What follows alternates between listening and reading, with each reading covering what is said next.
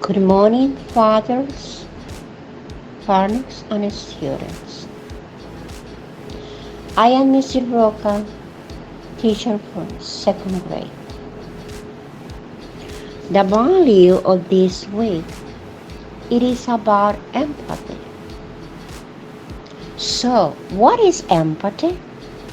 Empathy, it is an ability to understand and share the feeling, connection of another being you see.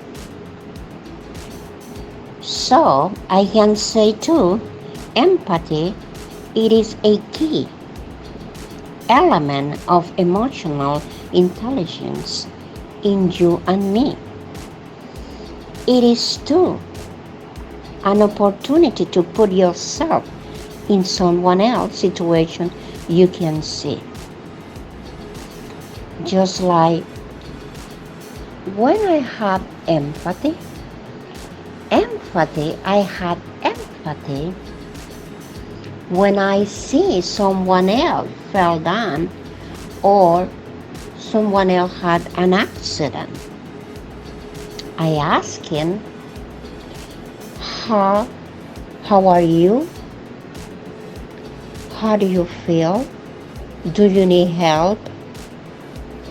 May I call someone of your family to help you? It is.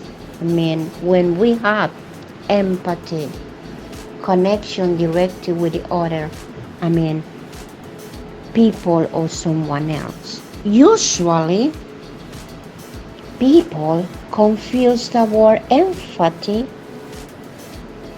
for sympathy.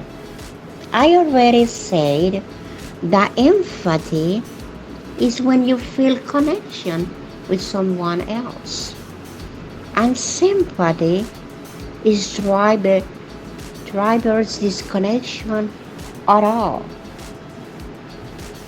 One of the most important interpersonal skills that someone can have empathy because it can help you, just like I already say, connect with the person very, very, very easily. So I have some qualities that's coming up of empathy, just like to respecting, taking. It means ability to take respect to another person. To be able to see the world as others see it, to understand another person's feelings, to communicate the understanding of the person's feelings too. Okay, it is all for today. Thank you. Have a nice day. Bye. Good morning, Father. Good morning, teachers and kids. How are you today? My name is Hillary. I am a student of second grade. The value of this week is about empathy. Empathy for me it is when you are able to understand and take courage about someone or his or her feeling. Thank you.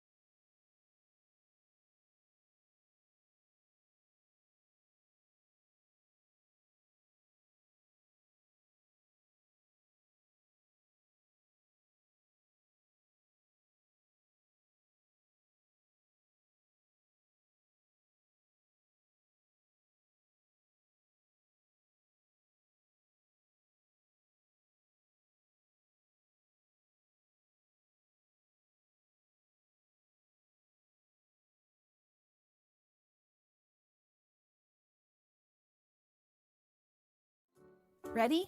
Let's get started. So what exactly is empathy?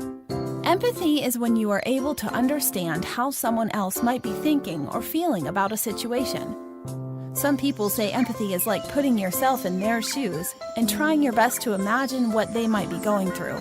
Empathy is not about what you would do if you were them or how you are feeling. It's all about the other person.